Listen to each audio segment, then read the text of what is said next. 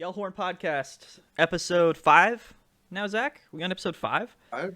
Wow, I think we made it to episode 5. we're killing it, dude. It's been about 6 weeks, 5 or 6 weeks since we started this. So, I don't know. It's every week I'm just surprised that we're still here, we're still kicking it, and that people are enjoying it, man. No guest this week, for a few reasons. One, we're probably just a little bit lazy. Didn't reach out to anybody this week. I know, I'm just kidding. We're talking about a few things in particular and specific. So we're not going to be interviewing anybody this week. We're not going to be sort of diving into other people's lives, interviewing other people. But this week, Zach, we're going to be discussing the $3,000 GGTour ChillTCG Cup that is coming on Saturday the 23rd this week. So we're going to be discussing sort of the best decks to play, what the meta might look like for that. Players Cup 3 is coming up. Maybe we'll touch on that in just a little bit as well. And then maybe just talk about some other things, right? I don't know. But I think that's sort of the guideline, right? That's Yeah. what we got written for the episode. But how you doing, Zach? How you been? I mean, it's been pretty good. Just kind of getting ready. I know that you were organizing the Chill Cup. Yep. But it's one of those things where I'm super stoked to play in that event. I know that me and the squad, we've been gearing things up, tossing ideas back and forth. I went in last week with a few weird ideas, just testing things out. And I mean, it should be an exciting week for Pokemon. I think so for sure. There's a lot of stuff coming up. This past few weeks was actually really awesome as well. And I think we covered that in the last podcast, but things are kind of just going well. You know what I mean? And tournaments, they're all going crazy. The Limitless event last week popped right the heck off. I think the GG Tour That was huge. That was crazy. It was crazy, man. Well, I think there was a lot of hype right going into that event. That when they announced the ADP ban a few weeks ago, there was a lot of hype just sort of around that. There's been other ADP ban tournaments since they announced that before this first Limitless one, but everyone knows that Limitless is one of the bigger, tournaments every week. They get, probably the most players that don't play in other events, right? So their community of players for the Limitless oftentimes are from, I think, the European side of things because their time zones work out for them. And I believe Limitless is based out of Europe, right? The people? Is that? Yeah, they're based out of Europe. Yeah. So I think, it's cool, right? Because you have these tournaments that are run in the U.S., mainly on the East Coast, and we run multiple times a week. So we have our own sort of player base, right? Our own sort of meta, our economy of players over here on the U.S. side of things. But Limitless always seems to pull a massive amount of players from the other side of the country, of the world, and they get their own players. So this week when ADP was banned for Limitless, I think a lot of people were interested to play, and they had an amazing turnout. They had almost like 400 players in the tournament. Surprise, Zach, guess, if you're watching this at home, Yeah, and if you don't know what won, it was the best deck in the format. Which is Pikarom. So Pikarom, I know that you and I talk a lot about this in private, but it's one of those things where Pikarom and/or Mike Fouché, Magnechu, turns up with Pikarom no matter what, and usually does well at these major events because Mike. I mean, I wish there was a way to track all the success that every single tournament that Mike Fouché has played Pikarom at, because it seems like Mike only really plays in the bigger events. Yeah. Only really plays Pikarom nowadays. I mean, who wouldn't blame them? Pikarom's the best deck in formats. I agree. And then usually showcases how it's the best deck in formats. So, I mean, to me, I think, if anything, well, first and foremost, I don't necessarily even feel that the ADP ban is justifiable. That's my own competitive, take on it. If you look at the metagame, Pikarom was the best deck. Pikarom's still the best deck. Scorch is doing well. Scorch is doing well. Sure, you could throw a Mad Party in there. That's not that surprising. Sure, coming third place is huge out of almost 400 players. Colossal, I mean, I think we could see Colossal, especially in a field of Pikarom and Eternatus, doing well. For sure. And I mean, Eternatus is up there. Baby Blacephalon's up there. There's only a few, little dots on it if you could see that ADP was banned, and that's probably because there's a Licky deck, or there's a couple more Mad Parties, or there's that Dan Onderco with the Spiritomb Dawn fan deck, right? So it's one of those things where I feel like the metagame more or less kind of stayed the same. Sure, for a player like Dan, who usually plays weird decks at these online events, they might be a little bit more excited to play their weird decks, knowing that ADP is something that they don't have to avoid or something that they don't have to tech for in their deck. But I mean, I think I just think that it's kind of the same metagame that we've been playing in, more or less. Yeah, I know. And I agree with that. Picarom's broken. I mean, It is. if this would be foreshadowing the event with the Chill Cup GG Tour event that ADP is not banned for, I think that Picarom might just see more success with ADP because the ADP is actually a good matchup for Picarom.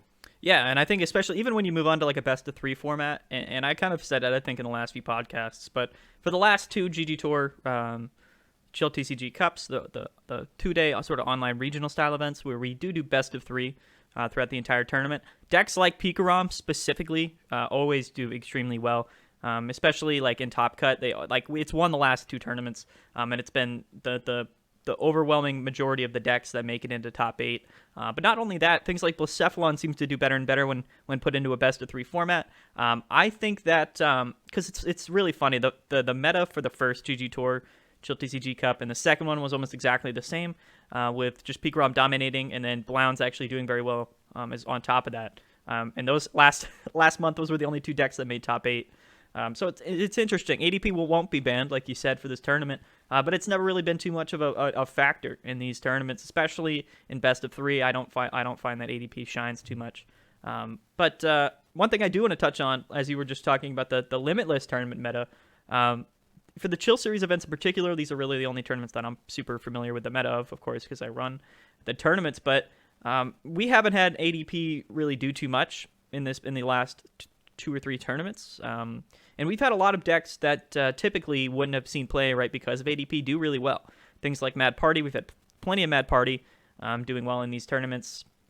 I'm just trying to think. We had an Excadrill win not long ago, and I'm just trying to get my finger on it. We've had some decks. Like, the meta has been very diverse, and if I'm remembering correctly, last week at Chill Series, 8 different decks were in top 8. So in our top 8, each deck was a different deck archetype. There wasn't any repeats in top 8, which is always impressive, and that's always good to see. But ADP wasn't banned for that tournament. So as you said, the meta for this Limitless event didn't seem to change too much. Yeah, without ADP, the other decks saw more play. Things like Picarom saw more play, E-Turn, Senti. All those decks saw more play because the people who weren't playing ADP played most of those other meta decks.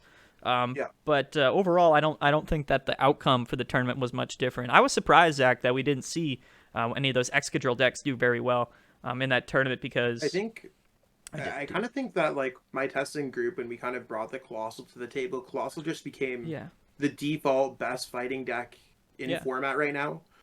Just because like even like I played Picarom against Excadrill and I could skate out wins here and there. I don't think you could skate out from Colossal as often. No, especially not with the Mimikyu that you guys run in the deck. The Mimikyu is super huge in that matchup. So it's just one of those things where I feel like that's probably where Excadrill went. Yeah. It's kind of like, I think if we could kind of form any kind of decks, because I know, like, again, we talked about it a few times. I feel like ADP decks are still Zacian decks, like Lucario Melmetal deck is a Zacian deck as well. I just feel like Excadrill and Colossal and any of these other decks are just still just fighting decks. Even the Donphan Spiritomb deck that Dan was playing is still a fighting deck, and that's really to its core. So, I mean, I think it's just more or less Colossal might have been the catch-all or the better performing one. But, I mean, Excadrill, it's just whatever flavor you really like. Whichever one really works there. Yeah, no, I would say, like, if I were to choose a fighting deck right now, at least, I would definitely choose Colossal over anything else. And I think that it's funny because those really are the only 2 decks that will probably ever see success of that type. Excadrill is a very niche deck. Like, it wins sometimes. If it, if it just has a really good path. I think the Altaria really helps out there too. Yeah. Like the Altaria is huge in there. Like you just get those free dubs, and maybe that's why it didn't show up because maybe they thought the metagame would have more of these single prize card attackers. Like we did see a few Mad Parties. We did see the Spiritomb Donphan. We did see even like Zach Cooper with the Baby Blacephalon deck. Like these are decks that can get around the Altaria no problem. So maybe that's probably why Excadrill Altaria was not great for this event. But I mean, I could definitely see it popping up a little bit more for your event, the 3K. Right. Right. Probably not in any like massive quantity because it's one of those decks that just like kind of like slithers its way through the top, and there's only like a couple players playing it, or like 3 or 4 out of like 300 players. Uh, but I mean, I don't necessarily think the limitless one just probably wasn't the correct meta game for it. Yeah, I agree. I mean, I agree. If I'm looking at the standings right now for this limitless tournament, of course, Mike Fouché, of course, up top. And that's a whole nother bag of worms, man. Any of these big events, Mike Fouché always shows up. And his Pikarom list, interestingly enough, Zach, wasn't running hammers. And I think that makes sense Yeah. without ADP being in the format. Hammers are very important in an ADP It's also the heavy Vikavolt in the format. deck too. The Yeah, Vikavolt's probably for the Mad Party matchup for sure. or anything else like that. I don't know where he really added the extra space or where he added those cards in. I see just from like a typical Pikarom deck. If anyone here is like, oh, Pikarom, he added in order. He cut the Crushing Hammers out, added in the Vikavolt V, added in an extra copy of Air Balloon, added in a couple copies of Chaotic Swell, and added in extra energy, which I mean are all fine. Probably doesn't matter too much in best of three, to be honest. But I mean, you got to fill in. You can't run in there with a 56 card deck. Yeah, I still like the hammers, regardless of any kind of format. me too. Just because Eternatus is huge, like So big. Crushing Hammer and Pikarom again. I'll say it, like if anyone hasn't heard me say it, it's not to remove your opponent's energies. It's to have more energies in play than your Then your opponent. point exactly, which is always the most important thing. It's a dominant move, and it doesn't have to do with like getting heads or anything. It's just getting more energies. And since you can't really play Turbo Patch and there's no Max Elixir or anything like that, it's one of those things where this is the only way for you to kind of get that leapfrog start above your opponent. Yeah, I mean, to be honest, like looking at that list, I like the extra swell. Like without ADP, I think things like Scorch and Welder decks are extremely common. And Chaotic Swell is such a good card right now. If you're able to pretty much eliminate your Scorch opponent from ever really getting Giant Hearth on the field for more than, you know what I mean? Like if you can just eliminate that factor from the game, you're gonna just have a much easier time. And I think the extra energy is like, it's like, yeah, you know what I mean? Like it's there. Like one energy isn't going to make a like super big difference, but I feel like it's not going to hurt the deck. Overall, like if I were to play in that tournament with Pikarom, I still would have kept hammers. And not just Sure. for the E-turn, like in the mirror matchup, it's very good. And in general, Even like like Scorch, and like everything, man. It's I'm just sure good. if you asked either Cash or Thomas or even like Josh Frink, there's a handful of these Scorch homies out there that are just like, if your opponent's getting Crushing Hammer heads, you're not really happy about it. Even though Scorch is pretty easy to get those energies onto, Yeah. you're not happy about getting Crushing. No one likes to see a Crushing Hammer. No one I is. don't think there's any deck that's just like, oh yeah, I'm super excited about this. Yeah, especially like it's one of those things too where even if like you're playing a Scorch or a Welder deck and they do get 3 energies off on that first turn, if you're somehow able to hit 2 or 3 hammers on your next turn after that and get rid of those energies, they're just at an incredible disadvantage. And a deck, especially like Scorch, which really thrives on having those 4 to 5 energy on Scorch range to get the 2-hit KOs. If they can't do that, then you're at an advantage. I mean, personally, Crushing Hammers is one of the best cards in the game, in my opinion. But it Yeah. is interesting to note that Pikarom without hammers did win this huge tournament, which I'm not saying it's completely the deck's fault. Of course, Mike Fouché is a fantastic player, but I think it's interesting. I don't know.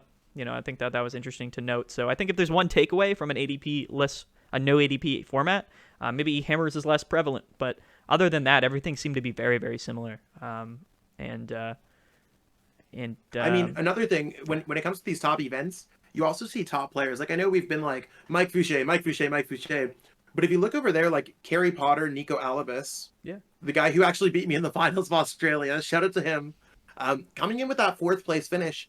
And then you obviously see other players too, like Zach Cooper. Zach Cooper has been a top player for a while now, for sure. coming in top 8 of this huge event. And even like Yosefi. Yosefi is not really a known player, He's popped off but recently. they've popped off with their Eternatus deck very recently, and they've been doing a lot of really big things. So when you look at it's not surprising that you see top players playing meta decks doing well at these events.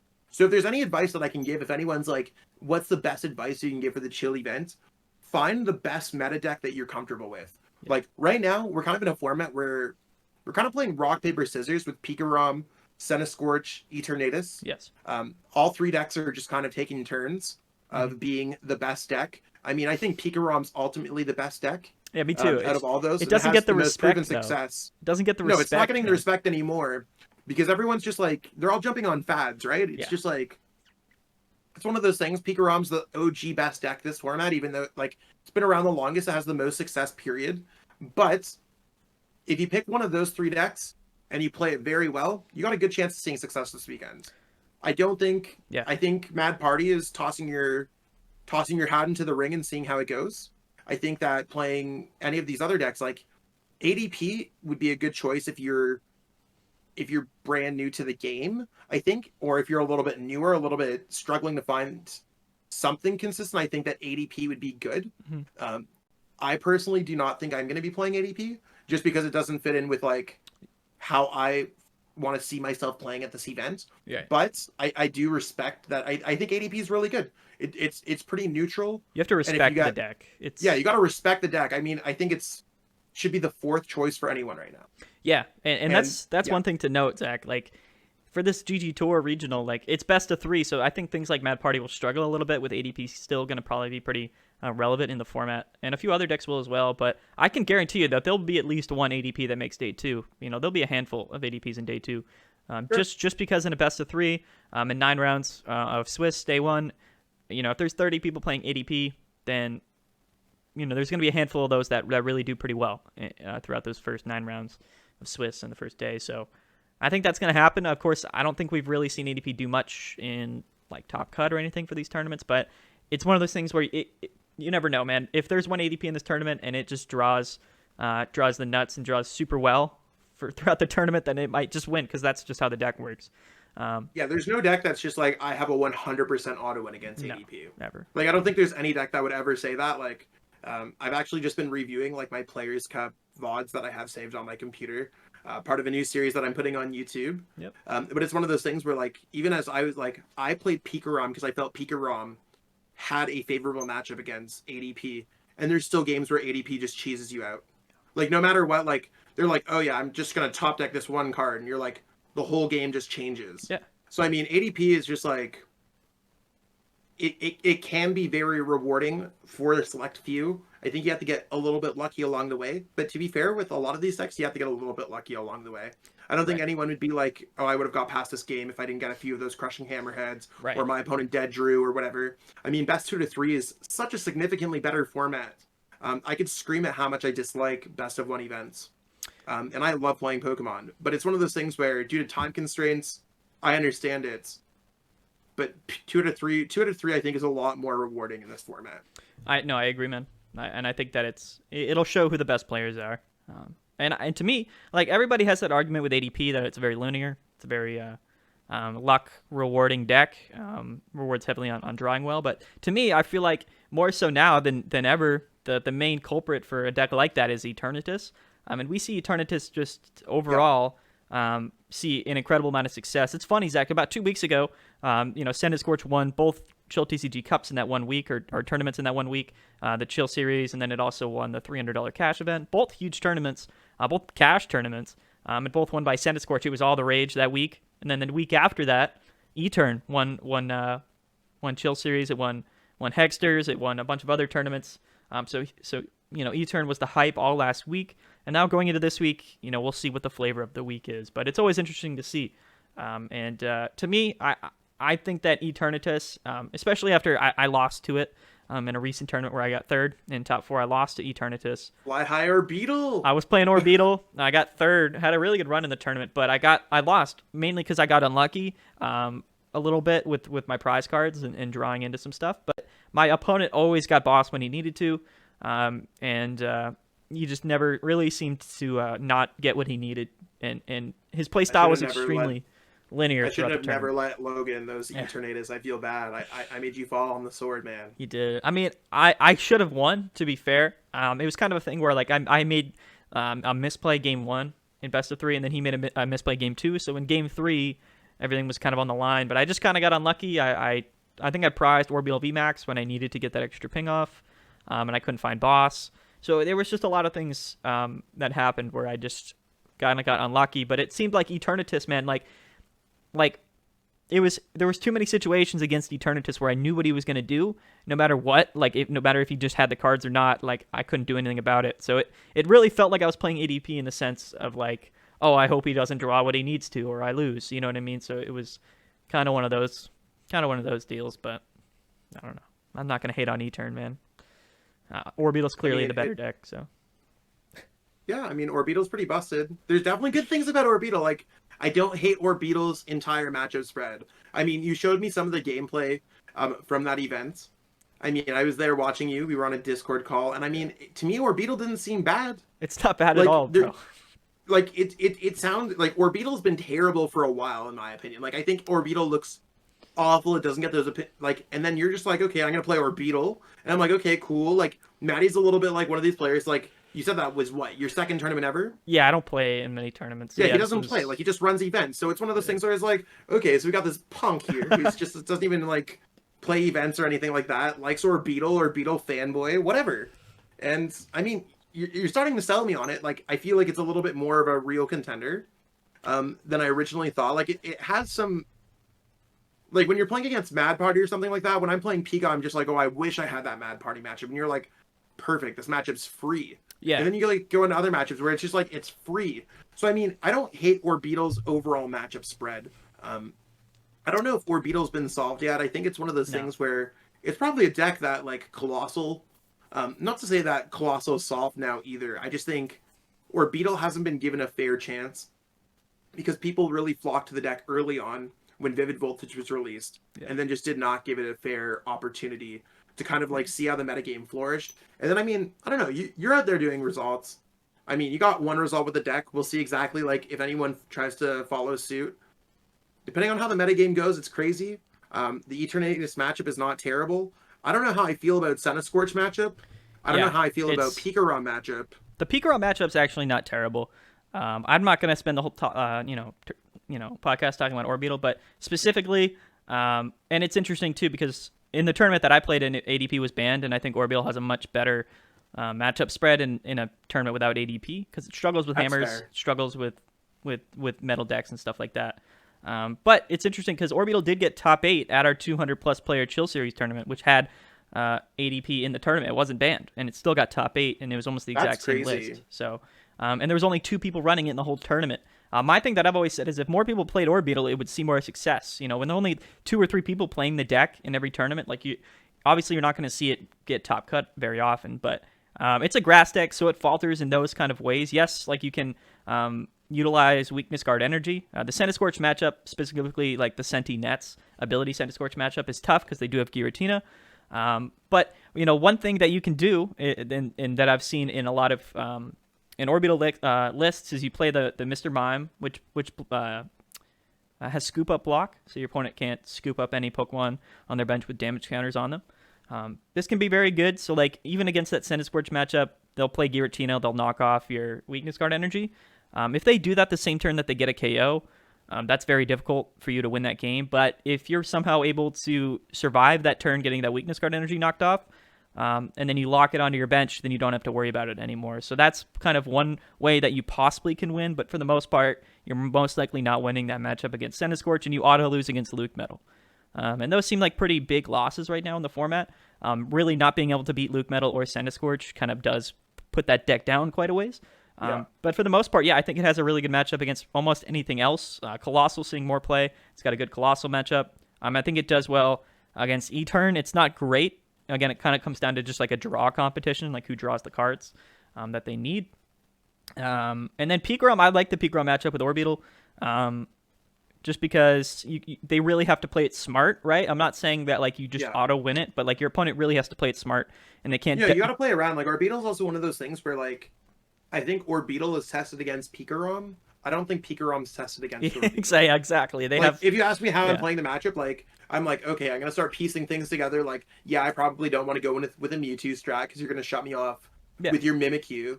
So that means I have to change things up. But beyond that, I'm not entirely sure how I want to like focus on this matchup. I mean, I think it's interesting. It's very interesting. It is because you can't pile energies onto any of your Pokemon like Pikarom likes to do, because Orbital will punish you for that, and it will get the one-hit KO, which is huge. You have the Mimikyu for the Mewtwo, right? But you also have so many switching options in the deck that makes that paralysis from Choo Choo not really an issue at the same time. So the deck handles Pikarom very well. And one thing that I've come to realize a lot of times is with these VMAX Pokemon, Zach, the sort of Big Charm Malolana sort of strategy is just absolutely busted. And Orbital doesn't have that much HP; it only has 310. It makes me wonder why some of these other decks, like E-Turn, which in theory has a very similar flow to it, where you just manually attach energies, you fill up your board, and then you try to just start hitting away. Whereas Orbital, you do very much the same thing, except you just try to set up your Orbitals and get them switched out to get the pings off. But realistically, you just attach 2 energies and you start hitting away. And it really makes me wonder why people don't just run Big Charm and Malolana in every VMAX deck, because it seems incredibly powerful. So I have a real good answer to that. I think it's just because Orbital's inherently worse. And it's unfortunate. I feel like in those other decks, they don't need as much because they're already doing enough. You're playing those cards to compensate for something that your deck is lacking. I mean, I think that's how all kind of tech cards, beyond just like straight drawing cards or anything like that. But I mean, I think those cards are because Orbital does not have the correct stats. You're trying to create the best stats for your deck. Unfortunately, like Eternatus does not need those. So not saying that the match was bad or anything like that. Eternatus is just inherently a stronger Pokemon. Like I know you and I just did a set review for battle reviews or for battle styles, and we were looking at cards. And by the time we got like halfway through, we're like, this card terrible. We're just moving on to the next card because they're just doing 20 damage. So the same way that like a card for like 20 damage for 1 energy, or a card's doing 50 damage for 1 energy, one card's just better than another. Unfortunately, Eternatus and some of these other top decks are just naturally better than it. So I mean, sure, Orbital can fight for it and come up with a really unique list. And I mean, it does have that kind of rogue appeal to it, where I don't think many players, again, like have play tested against Orbital. Like, I legitimately am not spending my time playtesting. There's no Orbital. reason if anyone wants to know what my time playtesting is this week, I'm playtesting decks that I need to explore a little bit more. Yeah. I think that I'm gonna upset some people with this comment. So for all you Centiskorch players out there, the Alex Szymanski, Josh Frink, you got Thomas Brophy, you got Cashman. I know Cash is away right now doing some army stuff, but like, so he'll listen to this in a couple of weeks and probably laugh. But I'm like, I don't know if the Centiskorch Nets is even the best way to play the deck. I don't know if you want to have a Jirachi engine. Do we go with Pedro's Silvally engine? Do we go with the kind of list that Ahmed Ali gave to my testing group with the Pokegear engine? And I think like these are questions that the answer is going to be like, I feel like if I ask any of those 4 players who are playing the Centiskorch Nets, really like the pioneers of this version, they're going to be like, no, the Nets is literally the best one. And here's, and then they just like, it beats this. I'm looking for like the long, in-depth explanation. And I mean, I challenge, I invite all these players to create content based off it. I would personally watch it. If someone made a video, if any of those players made a video on why and could like actually sell me on it, I would pay them. Like, it's one of those things. It's just one of those things. I want to know if Centiskorch, if it's solved yet or not. I don't think it's solved. I think it's too fluid. I don't think most decks are solved, to be fair. I mean, I think the select few are. I think Pikarom is very much solved. Obviously, maybe not entirely, but for the most part, I think it's like as good as it possibly could be, with some changes that could come depending on the meta. But I honestly, man, and like I said with the whole Malolana thing, I don't in my head it sounds great, but I'm not a great player. But like with E-Turn, you have 340 HP, Big Charm. That's 370 Malolana with the 120 damage heal. That's 490 HP effectively, and there's not almost anything in the game that's two-shotting you, right? So it's like, it makes sense to me that you would do that just because you almost live 3 hits from almost anything in the game, and that's like even considering like, you know what I mean, things that hit for like 230, like 240, like you're still getting hit twice and living from it, you know. But I guess it's not that much. It's not needed. I don't know. To me, it seemed like something that should be tested, but like, I just don't know. I mean, I don't like, more and more that you're putting it like this, I'm just like, how would it even go? I think like it's also hard because like the deck's already like running, like in order for Eternatus to work, another reason why it might be like beyond my whole like some cards are inherently strong kind of argument. I think like you have to have all these different dark Pokemon, put them down onto your like bench, um, have all these extra cards, and you can't like draw cards. It's not like a deck where you're like, I could play Crobat and a Dene. You can only play Crobat, so you're Right. only naturally drawing to that. I don't know if you'll be able to follow it up. Like Mallow and Lana seems nice. Um, I mean, I like maybe there's a version that works with like Evil Tall because the Evil Tall from Team Up has free retreat. Yeah. That would be kind of cute. Um, I don't know. You'd have I to think run there's like a like tag call engine, right? So it kind of makes sense where like if you're running like Malalana multiple, you're probably gonna want to run like Goose Mahala, and just run a tag call engine with maybe a tag team Pokemon in there. So that makes sense to me, like that why you Search of wouldn't. the Darkrai Umbreon. I don't know. It might be worthwhile to test. I mean, I Yeah. think that these are the ideas. Like, nothing's changing from these winning decks. I mean, if you're running into the tournaments, like for me, I'm spending my week of testing in search of the next great big deck. And if I could come up with something cool or some kind of rogue deck or anything else like that, otherwise I default back on Pikarom. I made my mistake last time. Um, I mean, I played Mad Party for the last major events, which was a huge mistake for me. I feel like I would have fared much better if I played kind of a tier one meta deck, Yeah. especially for like kind of the player that like all my accomplishments and all that stuff. Like I was looking for the cheesy path to win. I mean, again, I maybe I'm a glutton for punishment, and I'm just looking for another cheesy path to win. Maybe I'm like listening to you by your Eternatus Malalana idea. Maybe I'm listening to whatever. But it's one of those things. I don't think I'm in a position where I need to test Pikarom. I know myself as a player. I You're know right. that my Pikarom list is on fleek. I'm gonna bring back on fleek. It It's is. It's 2021. We're bringing that on back. fleek, baby. I mean, if worse comes to worse, I could default to the Centiskorch Nets deck, no problem. I could default back on Colossal. I could default back on my ADP list. Like any of these top meta decks, or any deck that I put a significant amount of time in, I feel like these are decks that I'm cool with. Mm. Um, but if I spend my time experimenting with these cool ideas on like a new version of Centiskorch, I'm the new Pedro, or I'm the new whatever. I'm gonna come up with a kind of new rogue deck that beats the format. If I can come up with something like this and it actually works, that might be my ticket to success. Otherwise, I'm defaulting back on something lame. For sure. And I think everyone should be thinking the exact same way. Maybe you have your pet deck. Maybe you're the Eternatus player and you do not know how to play Pikarom.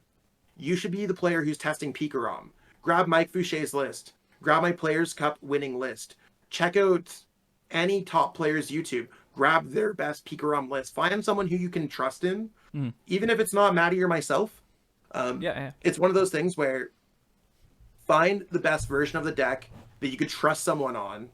Play that deck if you don't know how to play it. Because you're not going to gain anything by testing your same Eternatus list all Right. week long when you already know how to play Eternatus. Right. And I agree with that. And that goes into sort of that facet of becoming a better player. And there's plenty of great players out there who play the same deck in all tournaments every week. And they do well with it. But I think a true mark of a real top player right now in the game is somebody who can pick up multiple decks, depending on what the meta calls for, and do well with it, know how to play them, know their matchups. So I think that goes into it. And I think someone like you, Zach, who, obviously like is one of the best players, who can play several decks, but knows that for the most part, there's only a select few decks that are really worth your time, especially when you're going to be putting in the time and the effort in some of these big tournaments. And I agree with that. Again, going into this GG Tour, $3,000 online regional, it makes sense to me. Like, I'm going to put my money on Pikarom. It's best of 3. It's the best deck in the format right now. I don't see things like Excadrill or Colossal really, pushing it aside too much. But for the most part, man, I don't know. And it'll be interesting. Well, do you think that Pika will just take the 3-peat? Yeah, without any bias, like I know that like it's real easy to be like, yo, Zach, you won the Players Cup. 2 with Pikarom. You're gonna think Pikarom is the best deck. Like Pikarom has proven itself time and time again to just clearly be the best deck. Like I do not give any kind of censored word about any other deck when I see like an Eternatus deck or a Centiskorch deck win a Hagster. Yeah. I'm like, that's awesome that they showed up on a Monday, played their deck, they played super well. That's awesome. I'm proud of my friends who do well at these events. Yeah. It doesn't matter because Pikarom is clearly the best deck. If there was regional championships, Yes. which basically like Pikarom would be the one winning the regional championships. I agree with and that. If it's not Pikarom, it's a deck that's going to counter Pikarom. Like it's going to be like a Pikarom or a Colossal or a Decigoons deck. Yeah. I think how the metagame's exactly turning right now is since there's only 3 decks that matter, basically, because the metagame is like Pikarom, Eternatus, and Centiskorch. Yes. All in similar capacities. I mean, I think they're all going to be over 10% of the metagame. Yeah. I mean, that's because we're in a very diverse metagame. It's not the best metagame. It's very diverse. It's very diverse. Very diverse. But those decks are the types of decks that it all revolves around. I think we were in a Centiskorch reliant metagame where everything was orbiting around Centiskorch. I think the Centiskorch players added some cute tricks into their deck. I call them tricks because I don't necessarily know if it's going to solve the matchups overall in best 2 to 3. I think that's where it's going to show the matchups more on paper. And I mean, again, I'm fine to admit when I'm wrong. If I'm wrong next week on next week's podcast, I'll tell you how wrong I was. Right. Probably with a cool guest. I don't know. Let us know. For sure. While we're maybe here, maybe the guest winner that you want to watch. Maybe the winner. Yeah, maybe we'll interview the winner. Sure. Who knows? Anyways, it doesn't matter because I think Eternatus is now we're entering into an Eternatus metagame. So Centiskorch is down here, Eternatus is up here. I think Pikaroms are going to be like, cool. We're going to add the Yell Grunt back into our deck. We might add in a Wondrous Lab because a lot of these Eternatus players are getting away with 0 stadium cards. Right. And then they're going to be like, awesome. So now Pikarom's going to have the same favorable matchup, slightly favorable matchup that it's had against Centiskorch. Now it's going to gain an edge over Eternatus, and it's going to kind of prevail over these ADP decks. It's going to beat all the fire other decks like it always does. And I mean, I just think that Pikarom's going to be that it deck. The only thing that it's going to take is people playing the Pikarom deck. We'll see if people switch onto it. I mean, I could very well be hyping up Pikarom, and then I could fall into one of these traps again. I agree. And then I'll be like, I'll play Mad Party. Like, every player falls victim to these traps sometimes. But I just think, I agree with you. Pikarom's just so clearly is the best deck for this event. And I need to like re-listen to this podcast before I even like, I need to show this. I need to take this to the testing group. I'm like, yo, Gabe Smart, yo, Poke Hawkeye.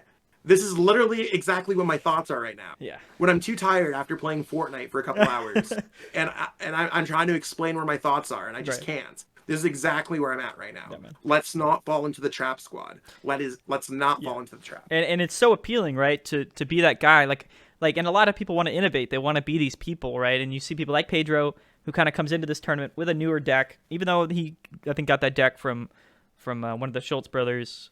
It wasn't built by him originally, but somebody who really coins new decks. Like, there's a lot of clout behind that, and really being the person that brings a new good deck into the format and into the limelight. There's a lot of sort of, fame or sort of high opinion that comes with doing that. So I understand the appeal of wanting to bring a new deck that's not been tested, not been proven. It's so much like clout. It's so much clout. In the Pokemon community. More so than like, oh look, I won with this freaking Pikarom list that wins every week. But you need to realize though that there's a reason why that we consider these decks the best decks is because they constantly win, and they constantly, do well with great players playing them. And sure. I'll remind you, Zach, and I'm going to call it right now. I mean, and one thing that I wish that we had more of was these best of 3 tournaments, like weekly, because we do these once a month, and it's really hard to get a grasp on this best of 3 meta right now with these online tournaments. And it's always sort of a wild card when you go into these because people play best of 1 all week, all month, every week, and they don't really have experience with these best of 3 formats. And it's hard to know, right, what the best decks are for best of 3 because you don't play it a lot. So personally, I think it would be really good to have like one big, or decent sized tournament every week that was just best of 3.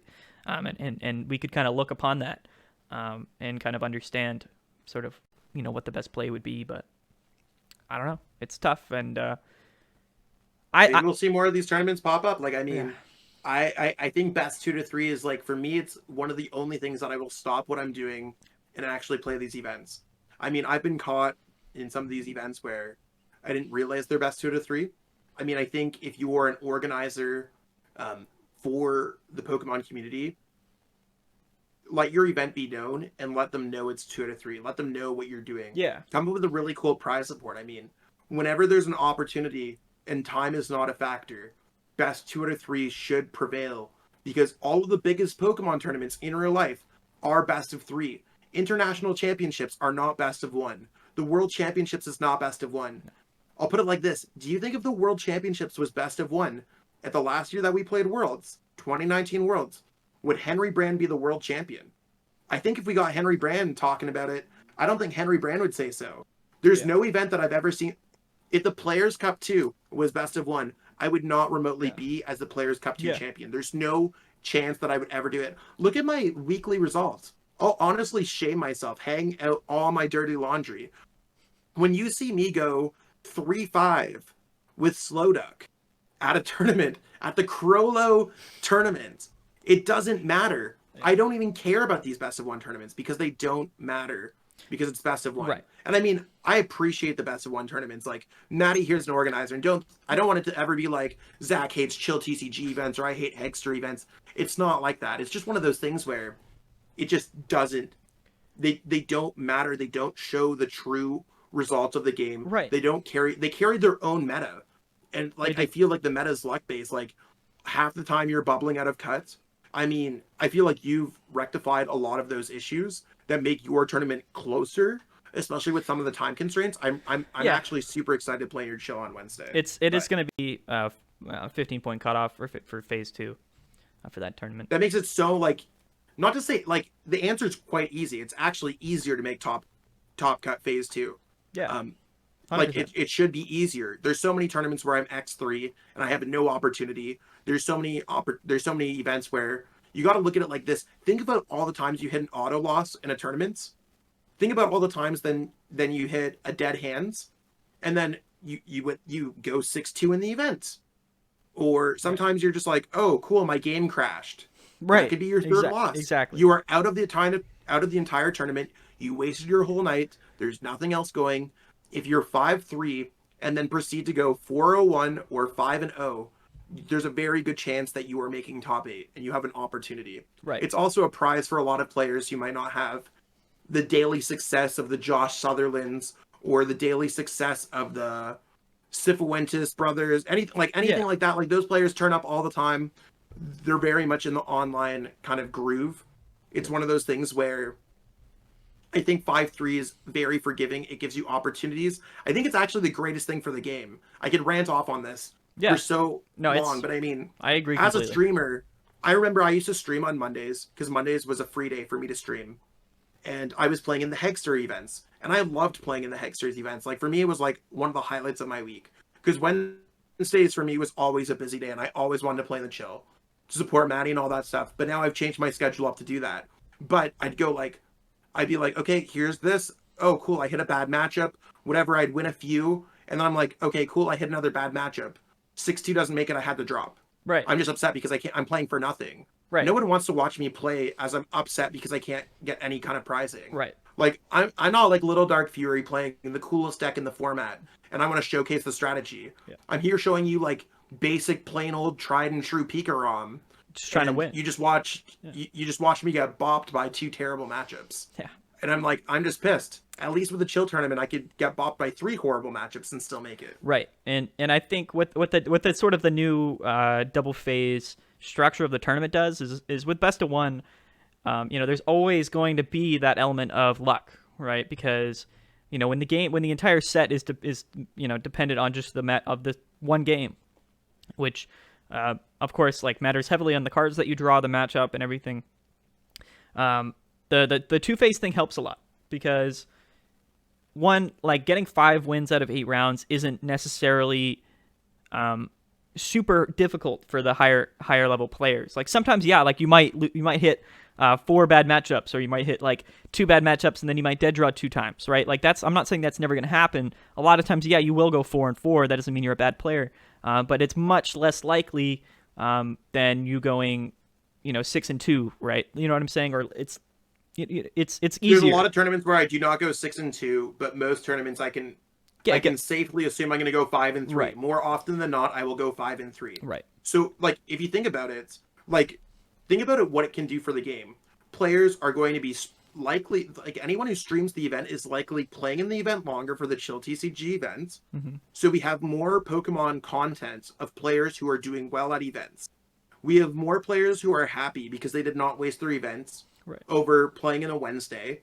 think about it like that. Like, you can go X3 and still be able to play the tournament out. You have to go 5-0, but you Right. have an opportunity. If you're a little bit of a weaker player, and I mean, be honest with yourself, if you're a weaker player and making phase 2 or top cut is a prize for you, this should be exciting because it made the threshold that much lower. Sometimes the threshold's too large. Like at Pokemon Regionals, I remember a day when it used to be seven wins, 2 losses. I only made top cut 4 times in that season that they had it. Right. The year after that, I made top cut over 10 times. So if you think about the threshold now, it's very, very cool. A lot of games also with this structure, I'm assuming probably will not go to time because players are not going to be IDing as much. Right. I think since the flat wins matter so much, we're going to see more of a true effort and we're going to see more players playing out their games. Yeah, specifically in phase 1, right? It's like even if you go 6-0, like it doesn't really make much sense to ID the last 2 games because you want a good seed and since records carry over, points carry over, you want to get as many wins as you can in that first phase because when you get into phase 2, you want to be in the top 8 when that phase ends because that'll make top cut, right? So I think for the most part, it fixes that whole issue. You'll still get a few people, right, that'll probably want to ID maybe in the last round of phase 1 or in the last couple rounds of phase 2 if they make it in. But for the most part, yeah, I think the format for this tournament is better. But Zach, also it's going to depend too around how many players are playing. Last tournament we had just over 200, but for the week before that, with the $300 free entry, prizing and everything, we had like 350 players. So I think depending on the amount of players that play in the tournament, the threshold will be changed. But for right now, assuming that we'll get around 200, which seems to be kind of the average for some of these bigger weekly tournaments, then I think the 5-3 makes total sense. If we go back to 300 plus players, then maybe we make it 6-2. I mean, I don't think it changes anything, to be honest. Either way, we would just get more players like in phase. You would just get more players in phase 2, and it wouldn't actually cost the tournament more time because the amount of players typically doesn't like. When you get to that certain threshold of less than a certain amount of players, sure, it's easier to run a 300-person event than 1,000-person events. And there's a chance that games get more reported. Yeah. So, I mean, with more players, sure, there might be a smaller threshold of more judge calls, or maybe there's a smaller chance that more games can go to time. But, I mean, I reasonably, I don't think it's going to change too much of the time overall. It's not going to change the round count in phase 2. And I think what it does, it gives all players a chance. Because if you go 5-3 to 10-3 with the additional 5 rounds, you're in it.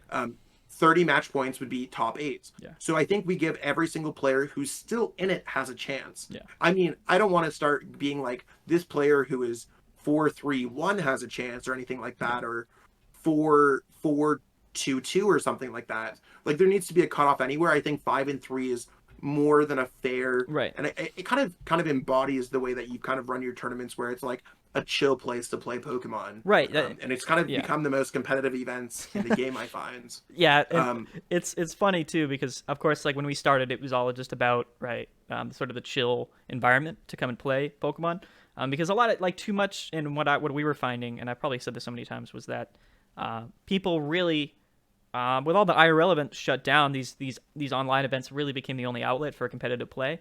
And since it's online, there's a lot of things that come into it that you don't get with IRL. Like you don't match up against your opponent in a real life tournament, and you just call them an effing loser, like no brain, like your deck sucks. Like nobody does that if you're sitting right across the table from them. But when you're online and you have you're hidden behind the computer screen and the internet, a lot of things will happen. And for that sort of I understand. It's one of those things where like things are completely different than in real life play. Like in real life play, I could probably say it more often than not. I could probably say it better than anyone else here. Yeah. Online tournaments can get you into some trouble. Yes. That's an understatement. I mean, I think it's one of those things where take a deep breath when you're playing in these events. Realize that the other person behind the computer screen, they're not an AI. It's not someone you will never like. They are a real human being, part of the Pokemon community. And at the end of the day, I think we all just need to treat it like that. So I mean, I appreciate you having a very welcoming environment. That's what it's a TO. That's. And I mean, I think a lot of people enjoy your events. The proof is in the pudding, bro. For sure. And I don't know.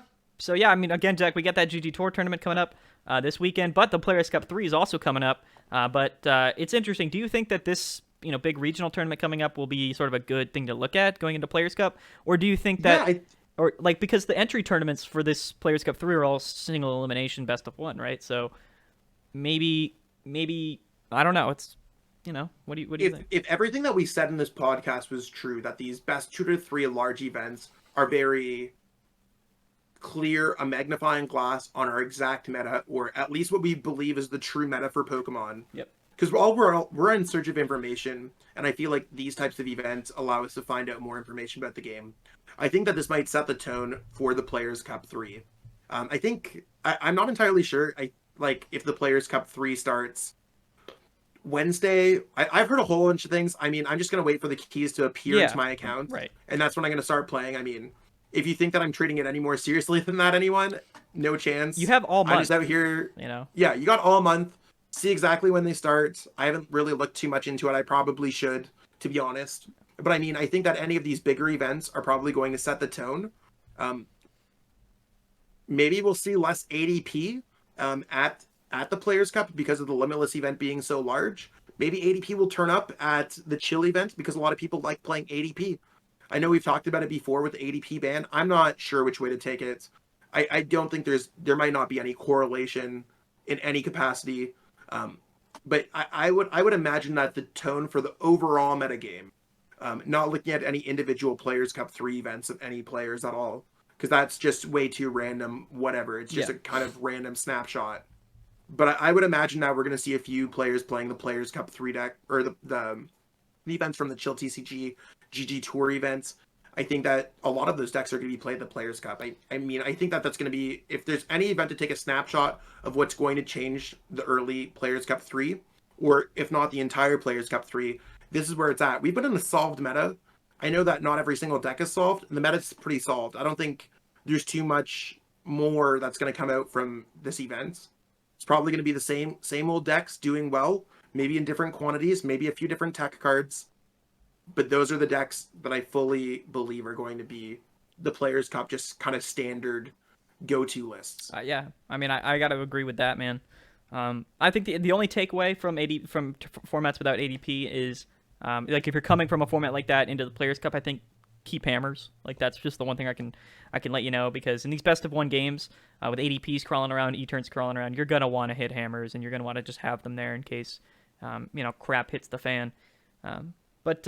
So I guess if anyone has seen success at one of these big, maybe you're like Maddy and you recently saw success at one of these events that does not have ADP. Do you, like, not to say do not let it get to your head, but do realize that ADP does exist in a real format? Yeah. And I'm gonna say real format because the Players Cup 3, there's just a standard ban list, which is what Bellaba and Miss Magius, which is I think the only. Yeah, is that Oran Guru, or did that rotate? I think Guru rotated in Ultra Prism. Okay, so yeah. Pokemon has an official ban list. ADP is not on it. ADP is very much a real deck. ADP is very much a tier 1 deck. It will show up in some capacity at both the Chill TCG GGTour event and the Players Cup 3. Yep. So if you were popping off at the Limitless event, or you think your Licky deck or your Mad Party deck was the best deck for the event, or you had a lot of fun playing those decks, do realize that we are in a different real metagame when it comes to these events that do not have an artificial ban list. Right. And it's going to be easy for some players, right? Because they're going to look back and they'll be like, oh, this Limitless event was the biggest tournament recently. So, like, what was it like? What deck won? But it's very much not what you should be looking at when going into a real standard series. Format. You can grab some information. Like, if you're like Mike Fouché doing well with Pikarom, you could take that baselessly. But it's one of those things where ADP definitely had a factor on his list. Yes. And the fact that ADP was not in that tournament. I'm sure Mike, as I'm expecting Mike to be playing in this GGTour event, is going to be playing Crushing Hammers in their Pikarom deck. I hope so. I really hope so, man. If we see a Pikarom list with no hammers win this GGTour event, then I'm going to rethink my entire life. But we'll see exactly how it goes. Some people I fell into the trap last time. I'm trying not to fall in the trap. I'm just saying, Do not fall into the trap. ADP is real. It's not a like bad light deck. switch for some of these events, but the Yeah. light switch is on for the ADP decks. Yes. Do be prepared with your deck list. And that's kind of why I don't like some of these tournaments now running ADP, because again, not only does it split the community, but you might get all these players who are like, I'm not playing in these events where ADP isn't banned. But like, bro, like that's the game. What if things come back to normal and we're in the standard format and you're in a tournament and you're like, oh, you're playing ADP, like, but like it's part of the game, man, and you can get comfortable If playing Pokemon your. wanted to ban ADP, they would right. ban ADP. I'm not saying they have not been slow to react to problem cards in the past. Yeah. I'd say a lot of players have said that maybe they take their sweet time on it. Maybe they're taking the sweet time on ADP. But for now, if you want to have the closest to real experience, ADP does exist in the format. I feel like, yeah, I know, I agree. I feel like if Pokemon was gonna ban ADP, they would have done it a while ago, man. Because I feel like in Sword and Shield base set, in that meta when that came out, ADP was much more relevant and much more played and much more successful than it is now. And personally, it would just be really silly for them to ban ADP, especially with Pikarom being the best deck in the format. They literally just printed an ADP League Battle deck. Like, I went to Walmart yesterday to do some like social distance grocery shopping, because sometimes I like to look at the fruits and vegetables when you get it delivered. It's a little bit awkward. I'm like, I don't want the apples with the bruises, bro. But it's like, guess what they had on the shelf? They had 8 of the ADP League Battle decks. So that means that why would they print a product and just ban it? To me, it seems like it's a very inviting product for new players. Yes. And as much as like these decks are, the Mad Party deck might be fun for a player to see success with that in events. I think you either go for the full-blown custom format events, or you do not, because a lot of problems like we've seen 3 prize card Pokemon in general, all dominated this event. It's 3 prize card Pokemon are more of an issue than ADP specifically. Right. And there's a lot of other we've already gone into this discussion. But if you look at it like Pokestats, not to treat it as any kind of governing agent in this community, but the fact that they do not realize these ADP list tournaments as official events, or that they even happened, I think that's something that's, for the most part, I'd like to see more organizers look into. I know that you and I both played at the Coffee Cup. Due to the time constraints, I don't think I'd play in the Coffee Cup again. For me going forward, I'd like to play in the Coffee Cup if ADP was not banned. Right, because then it would be too weird. Right, it would be considered an official event, and that's kind of the case with a lot of things. But it's one thing too, because like Lava Course Limitless had a ton of players, right? So in one effect, as a TO, as a tournament series, like the more players you get, the more eyes that are on your tournament, and I think that makes total sense. And I think that right now, if I were to wanted to get the most players in my tournament, I would ban ADP, I would hype it up. But no matter how many players are in the event, if it's not a real format, it's not a real official standard format tournament, and it can't be considered as such. So we've covered this in last few episodes with the whole ADP ban thing.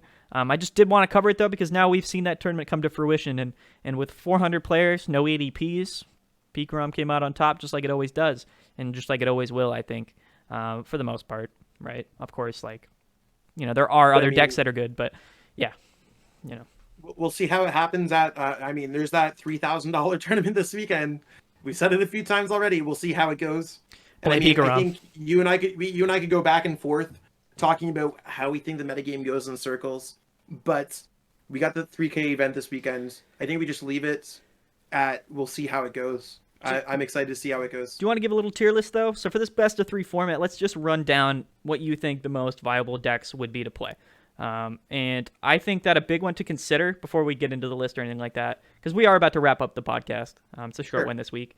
Cephalon is a deck that has always done incredibly well in these best of 3 cash prize tournaments that we run. But in the last few weeks, man, Balance has really fallen under with all that Centiskorch hype. There's just hasn't been a lot of Cephalon that really has seen a lot of success. And I don't think it does too well in best of 1. But do you think that it will see it come back in these best of 3 tournaments? Do you think that it's a deck that's worth thinking about for playing for this Saturday? Or I think it's not even just like a Blacephalon thing. I think it's more of a Welder. Welder does better in best of 3. I think a lot of the Welder players have been experimenting with Centiskorch. So sure, we might see a surge of Blacephalon, Crycephalon, Fire Toolbox kind of style decks at these events. I think a lot of players try to tackle a large portion of the metagame or try to go for the kind of tried and true Blacephalon version of the deck. I mean, I think we could see it going, but I mean, in no particular order, I think Pikarom, Eternatus, Centiskorch, those top 3 decks kind of are tier S or tier 1 I agree. kind of decks right now. Anything else beyond that or underneath that, I think Blacephalon, Mad Party, Colossal. I think ADP and Luke Metal are in this in between phase where they're not like phase 2, but they're not as good as those top 3 decks that you Maybe mentioned. that's fair. Yeah, maybe I'd put Mad Party below those. I'd put maybe ADP, Luke Metal, Decigoons, and Colossal because they're all very similar. Like ADP is neutral, so it's not going to be the top 3 where it gets those huge matchups. Luke Metal, Decigoons, and Colossal all are very much the same kind of style of deck where they're just trying to win against certain matchups and stuff like that. Trying to just kind of auto win, like try to. I don't know, like that doesn't even place Blacephalon in like a tier 2 or tier 3 capacity. I mean, maybe Blacephalon has to exist somewhere in there. I haven't been a huge Blacephalon fan for a minute right now. Maybe now that I'm starting to test with Mr. Andrew Hedrick, Hawkeye. Yeah, he's a great player. He's got to show me the hot ways. I mean, it's one of those things where it's kind of like a lost art in some ways, right, Zach? Where it's like, where now you don't. It's becoming an extinct species. These Blacephalon players. Even he's been experimenting with other decks, right? Like there's that Rillaboom deck. Like to go from a fire type deck to a grass type deck. Experimenting tough with a Rillaboom deck. I mean, you never know exactly what's going on with the metagame. I think we might be in a point where people are getting bored with our current formats. So I don't know. I would agree with beyond the top 3, I think that beyond the top 3, it's very hard to place, or even like the top 7. Just to reiterate, Pikarom, Eternatus, Centiskorch, probably no particular order. Like I think Pikarom's clearly the best right now. Centiskorch and Eternatus are battling it out for 2nd and 3rd. I agree. ADP is probably a solidified 4th. And then I feel like Luke Metal, Decigoons, and Colossal all fight within that kind of realm of with other welder decks maybe as well too. Kind of because maybe if you want to throw other welder decks in there to put it in top 8 as just like other welder decks. Yeah, that's probably fair. That's what I'm kind of feeling like is like all these other welder decks that are either considered Blounds, Welder Box, Reshizard, Tempo-Zard, whatever it might be. I think all those other welder decks are really good, but I don't find them to be as good as Centiskorch. That's why like I'll put them below. Like I don't think they're tier 1. But I think that they do fall into that category with things like Colossal, Luke Metal, and them. In no particular order, right? But I do feel like they should just be up there because they do have the potential. They're just not as consistent overall as maybe a Centiskorch list. But yeah, if I could throw out any kind of last wild prediction, I wouldn't be surprised if Mewtwo just popped up in other capacities, other Mewtwo decks. I mean, we've seen Mewtwo Grass, Mewtwo Fire, Mewtwo Lightning pop up here and there. I feel like there's something in the universe that's just saying Mewtwo's been hiding enough for a while. Yeah, Mewtwo might be good. That if I could have any kind of wild prediction take, that would be my gut feelings sinker deck. So I agree, man. It's just like as an Orbeetle dude, I'm about this. The thing is, man, like I really wish that the format and to me the format is. The main problem with the Pokemon TCG right now in the standard format is that some types are inherently better than other types. And if you looked at it in a vacuum, right, like each type has its own weakness, so everything is in check, right? There's checks and balances in play. If you're grass, you're weak to fire. If you're fire, you're weak to water. If you're water, you're weak to electric. And that's just how the game works. That's how Pokemon works. But not all type archetypes, not all Pokemon types, card types are created equal. Not all of them have the same Pokemon attackers of quality. Not all of them have the same supporter draw engines, energy acceleration engines, and that's why I feel like some types are better than others. Like if you look at Metal type, it's an incredible type right now. Yes, you have access to things like Luke Metal and ADP as tag teams, but you have Zacian, you have Zamazenta, incredible Pokemon. You have Metal Saucer. You just have so many other things that work really well that are incredible cards for that type. You look at Fire. Fire has incredible amount of support Pokemon and attacking Pokemon and Welder and Fire Crystal and all this other stuff. But other types struggle because they just don't have stuff like that. And I think that some types are just really forgotten in the game right now. Fair. I think Grass is one of those. As somebody who's overall been a Pokemon fan my whole life. Grass type Pokemon are my favorite, and I wish that things were just more viable that way. Psychic right now has just been getting absolutely, just hit in the back of the head. They're like, here's E-Turn, one of the best decks, and it's hard though. We didn't give you anything. Saying we're also saying like Picarom's the best deck, and Picarom's like half a Psychic deck.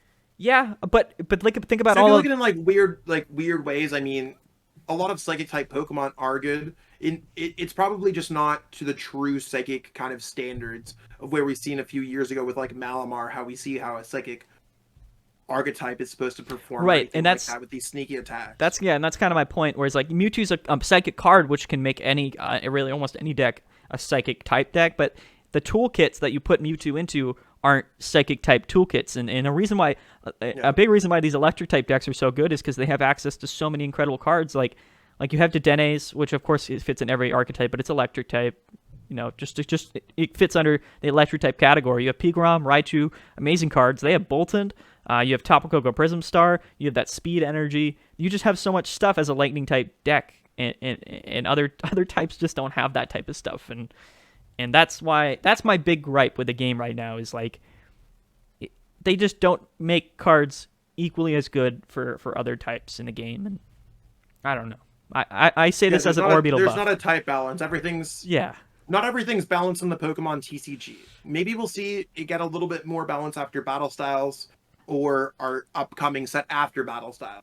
I mean, I think rotation might solve a lot of issues right now. We're kind of dealing with formats that they might not have been able to foresee. Maybe they thought that Colossal would have killed off Pikarom, but maybe TPCI wasn't expecting, or whoever the card designers weren't expecting Mewtwo. But I mean, this is a whole other talk for another week, I think. Yeah. Maybe we'll talk it out with a guest. It's one of those things where it's too deep for 2:00 in the afternoon. Yeah, man. I'm just heated. Make Orbeetle great again. I need a hat. Make Orbeetle. Make Orbeetle great again. I need a Moga hat. And Moga. Someone make Maddy the Moga hats. That's right. But instead of it being a red hat, it has to be green. It has to be green. That's right. All right. I don't got too much else to say. I mean, at that point, we've given you your chore for the week, everyone. That's right. So yeah, we'll wrap up the podcast. It was a short one this week. No guest. I hope you guys still enjoyed. So if you're watching this, guys, please definitely go check out both of our YouTube channels. Chill TCG on YouTube. That's myself. We host tournaments every Wednesday. The Chill Series tournaments. They're great events. We make videos on all of our coverage for all our events and other stuff in general. Check out Zach's channel, The Lone Blound. He makes tons of competitive Pokemon TCG content that is just great if you're looking to get better as a player. And overall, just looking to learn. Two great channels. We do stuff together a lot of times as well. So definitely go check us both out on YouTube. Go play in the tournaments that are coming up this week. So, of course, Chill Series will be on Wednesday tomorrow, or I guess it's the day of when we post this. So next week, whenever Wednesday is coming up next for you, definitely go check out the Chill Series tournaments. And if you're listening to this podcast this week when it comes out, the GGTour ChillTCG Cup number 3 is coming on Saturday. That's what we talked about so much in this podcast. $3,000 prize pool. Top 32 people win at least $50 in cash. It's a $10 entry fee to get into the tournament, but if you use the code CHILL2, all uppercases 2 in checkout, then you get $2 off your entry there. So it's right, 2. So definitely go play in all these tournaments. It supports the community. It supports the game and all of us, and gives us really something to work towards. So thank you guys so much for watching. As always, shout out to GGTour for sponsoring the podcast, as well as these tournaments. So, big shout out to GGTour. Yes, hearts out to them. And yeah, I don't know. That's it, right? Chill Series. Good luck, guys. Take it easy until next week. Yellhorn number 5. We're out of here. Yellhorn number 5. All right. See ya.